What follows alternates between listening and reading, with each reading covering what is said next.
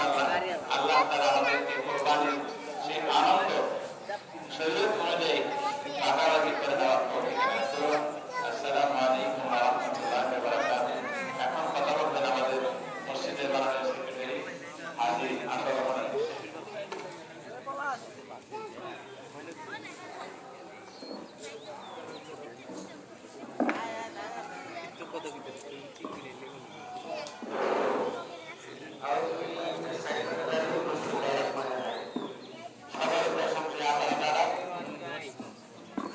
আজকে উপস্থিত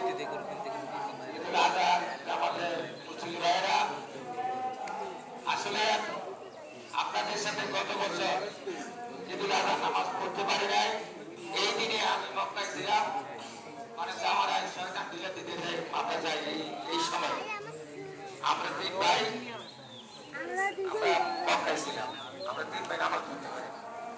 যাই হোক, আজকে আপনাদের সাথে নামাজ পড়তে এসে ভালো লাগতেছে যে আমার এলাকার আমি